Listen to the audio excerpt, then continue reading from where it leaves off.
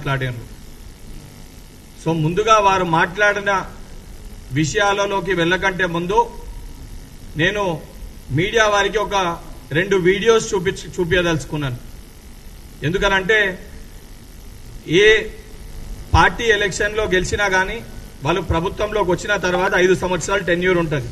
దానికి సంబంధించే మేనిఫెస్టోని రూపకల్పన చేస్తారు. దాని ప్రకారంగానే ఇంప్లిమెంట్ చేసినాక దాంట్లో ఏమి ఇంప్లిమెంట్ చేసారు, ఏమి ఇంప్లిమెంట్ చేయలేదు, మాట్లాడిన విషయాలు దాన్ని కంప్లీట్ గా పూర్తి చేసిరా లేదా అని చెప్పి ప్రజలు భావించి మళ్ళొకసారి తీర్పిస్తారు.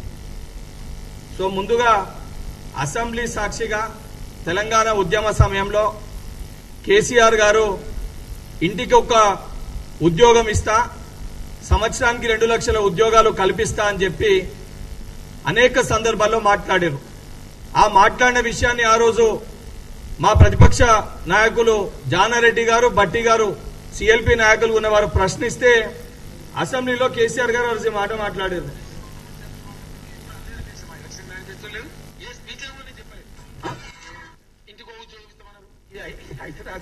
అన్న మేము ఎక్కడైనా టీఆర్ఎస్ ఇక్కడ చూపెడతారా మా స్టేట్మెంట్? అధ్యక్ష కొంతమంది సభ్యులు మాట్లాడితే మేము ఎప్పుడు అనలేదు అధ్యక్ష, మా ఎలక్షన్ మేనిఫెస్టో లేదు, ఏ స్పీచ్ ఏమో నేను చెప్పలేదు. ఇది కేసీఆర్ గారు నేను ఎక్కడ కూడా మాట్లాడలేదు, ఎక్కడన్నా చూపిస్తారా, నేను ఎప్పుడు కూడా చెప్పలేదు ఇంటికొక ఉద్యోగం ఇస్తా అని చెప్పి అసెంబ్లీ సాక్షిగా ఆయన మాట్లాడిండు. అంతటా కూడా చాలా కష్టపడి అలా కొడుకుతో అంతటా వీడియో డిలీట్ చేయించేయండి, కానీ ఒక చోట ఈ వీడియో దొరికింది. ఆయన ముందు మాట్లాడింది.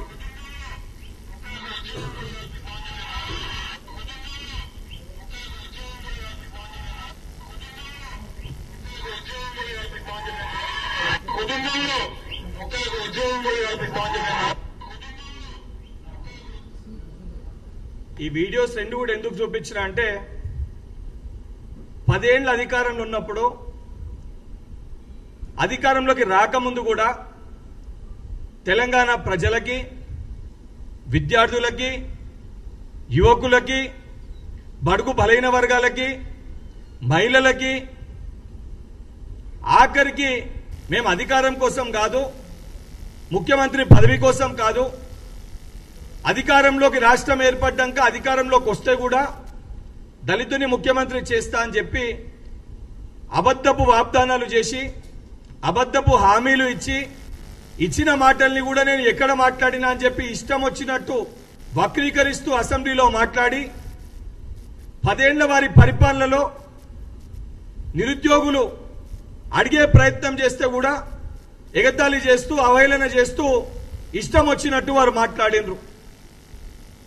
రెండోసారి అధికారంలోకి వచ్చిన తర్వాత అయితే నిరుద్యోగులు ఆత్మహత్యలు చేసుకున్నప్పుడు స్వయంగా వాళ్ళ పేర్లు చెప్పి వీళ్ళే మా ఆత్మహత్యలకు కారకులు, వీళ్ళ వల్లనే మేము ఆత్మహత్యలు చేసుకుంటున్నామని చెప్పి ఆత్మహత్యలు చేసుకున్న సంఘటనలు కూడా ఉన్నాయి.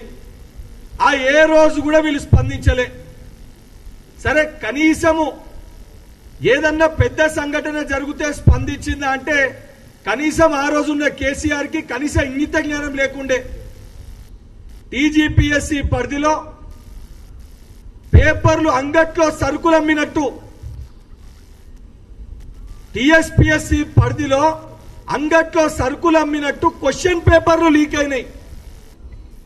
క్వశ్చన్ పేపర్లు లీక్ అయి విద్యార్థులు ఆందోళన చెంది ఇబ్బందులు పడి బాధపడుతుంటే ఏ ఒక్కరోజన్నా ఈ హరీష్ రావు అనేటోడు మాట్లాడిండా? ఆ రోజు మంత్రిగా ఉన్న హరీష్ రావు ఏ రోజన్నా స్పందించిండా? 2-3 సంఘటనలు ఉన్నాయి. మా నిరుద్యోగుల సోదరులకు కూడా నేను విజ్ఞప్తి చేస్తున్నా. ఆ రోజు నేను విద్యార్థి నాయకునిగా ఉన్నప్పుడు ఎన్నో సందర్భాల్లో హరీష్ రావుని కలవనీకి ప్రయత్నం చేసినప్పుడు నాకు ఎట్లాగానో సమయం ఇయ్యలే. నిరుద్యోగులకి సమయం ఇచ్చి నిరుద్యోగులను పిలిచి మాట్లాడుతున్నప్పుడు తను కూర్చొని వినతి పత్రం ఇస్తే కూడా వినతి పత్రం ముఖంపై వేసిన రోజులు హరీష్ రావును మర్చిపోయినవా? నిరుద్యోగుల సమస్యలపైన మాట్లాడమని ఇదే పత్రికా విలేకరులు నిన్ను ప్రశ్నిస్తే సమాధానం చెప్పకుండా ప్రెస్ మీట్ లోకి వెళ్ళిపోయిన విషయాలను మర్చిపోయినవా?